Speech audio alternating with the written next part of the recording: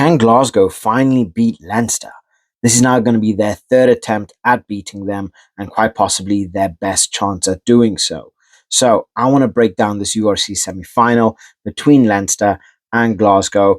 I want to go into depth in terms of players, coaches, statistics, and how I feel this game is going to be won and lost. So make sure to stay till the end for my prediction, and let's break it down. So first up, in terms of Leinster, they have had a spectacular season, but unfortunately they have been slowly declining through the year, and most notably losing to the Saints, and then everything just plummeted down. But Glasgow have pretty much the same. They were horrible at the back end of the year. They ended up dropping from second to fourth, and ultimately we are seeing 1, 2, 3, and 4 in the semi-finals. So it's going to be interesting to see, whereas the Sharks and the Sharks and the Bulls, who are South African sides, have had a majority of the better form. But Leinster and Glasgow, obviously they have the depth, they have the talent to get them through, as we saw with Glasgow versus the Stormers, where the Stormers came in with much better form. Glasgow put them to the sword and made sure that they stayed quiet. So it's going to be interesting to see who's going to come out on top. But in terms of Glasgow and Leinster, Leinster have been the clear favourites.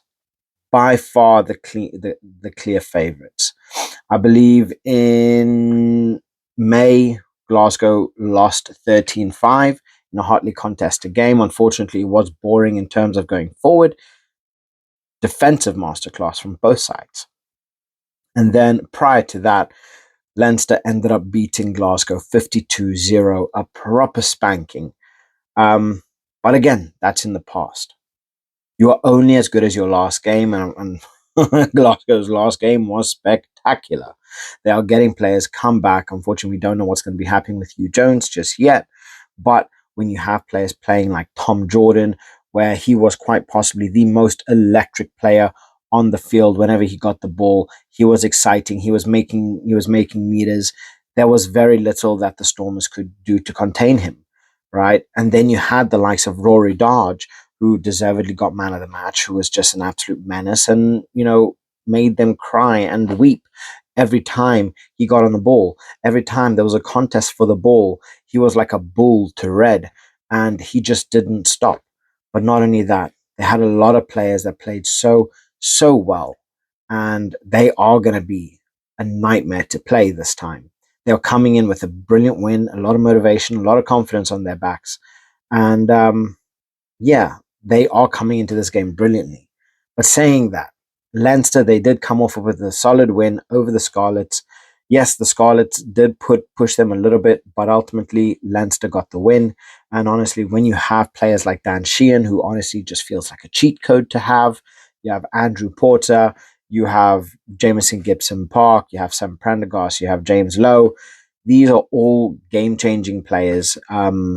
More everyone else except for Sam Prendergast. Honestly, I feel he's a brilliant talent. He's one for the future, and he's definitely got a lot in him, but he's still got a lot to learn. He's still got a lot to learn. So it's going to be interesting to see what kind of team Leo Cullen is finally going to choose, and I think they're going to go all out. If Jordie Barrett doesn't start the game, I'm probably not even going to watch it, because the Glasgow are probably going to end up doing it. It's just Jordie Barrett has to start the game. Archie Snyman has to start the game. Andrew Porter has to start the game. Dan Sheehan has to start the game. Type Furlong, obviously, I'm not sure if he is fit yet, but if he's fit, he has to start the game. There are a lot of elite level players here that they need to be starting. I mean, we just look at Tuipulotu, that's for Glasgow. We look at Hugo Keenan. He is one of those key players that, Leinster rely on quite heavily. So he's going to need to play. And I feel Leo Cullen is going to be of the same mind as me, and he's going to go attack, attack, attack. Forget everything else, just bomb forward, do everything in our power to get us as far up as physically possible, as quickly as possible. So this both teams have elite level talent, whether it's for Ireland, whether it's for Scotland, elite level talent. So you're looking on either sides from Carl Steyn, Sione Tuipulotu, Hugh Jones, Tom Jordan. You can just rattle off a whole bunch of different names. Who's going to come out on top on the day, and who's going to come into better form? So we look into how they're potentially going to play. Right, obviously Leinster, they work a lot on that quick ruck. That offloading game. They're going to use Jameson Gibson Park a lot to their advantage, and he's going to be moving that ball out very, very quickly.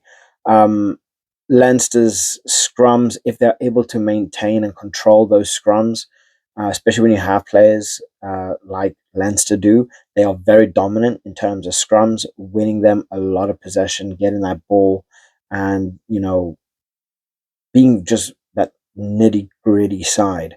So it's going to be interesting to see how that one plays out. But I honestly do feel Glasgow are going to have the upper hand when it comes down to the lineouts.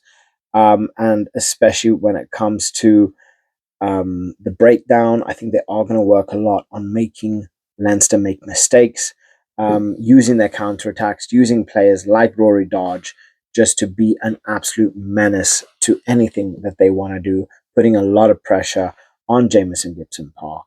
So it's going to be interesting to see how that one's going to how that one's going to pan out. But if or whoever Glasgow play, they are going to need to find a way to outkick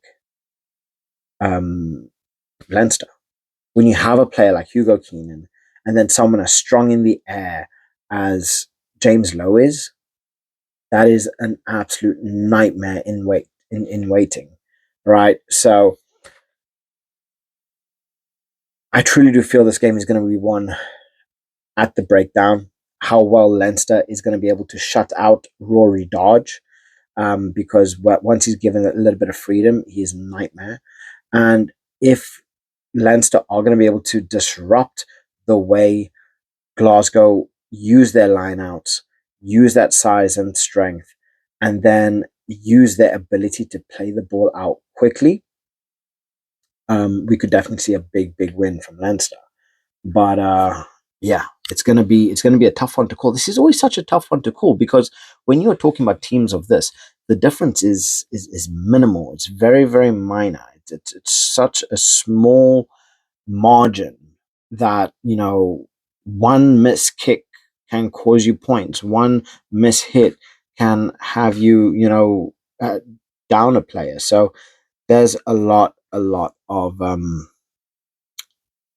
there's a lot that's going to be riding on this, and I don't know. Um, this is a difficult one for me because both sides are so strong, so physically strong. They're so quick. Their play. I think this is going to come down to how well the head coaches are going to be able to manage the side when things go wrong, using the substitutions at the right time, utilizing different tactics to be able to nullify Leinster's strengths, Leinster's pure power, their scrums, their Andrew Porters, but then at the same time being able to shut out that Glasgow back row. If they are able to do that, that opens up a lot of space. It gives Jameson Gibson Park a lot of time using Prendergast's kicking ability. It could open up a lot of space. And then you have a strong runner like your Gary Ringrose, Henshaw, your James Lowe, Hugo Keenans, whoever it is. They are always going to have space. And Leinster are a very physically fit side. So How it's going to pan out, honestly, I could not tell you. I don't even know myself. I can only speculate. But honestly, I'm going to go for my gut feeling here. And I think this is going to be another game that is going to be hotly contested. I think this is going to be a game that's going to come down to the fine margins. And I really do feel that this game is going to be won by Leinster. And they are going to meet potentially the Bulls in the finals. That's my gut feeling, right? I don't have any statistics to back that one up. Obviously, both sides, obviously, Glasgow are coming off of a much bigger win than Leinster have, where Leinster ended up beating the Scarlets. But it's my gut feeling Leinster are going to show up on the day, and they are going to have just that much enough to get through Glasgow. And I do feel Dan Sheehan is going to get himself a try, maybe even two. Like I say, that guy, he's a cheat code to have, and it's not fair. So, and I mean, it's not fair in the best of ways physically possible. As a fan, it is lovely to watch when you have a specimen like Sheehan just playing and destroying people. As your opposing team, that's unfair. He should just maybe they should handicap him. You know, he should play with like maybe one leg, put tie his hand behind his back, you know. Something needs to be done to stop that man because he is just too good. In my opinion, best hooker in world rugby. But let me know what you guys think. Please, thoughts in the comment section below. And I cannot wait for the semi-finals. I'll catch you guys there. Bye.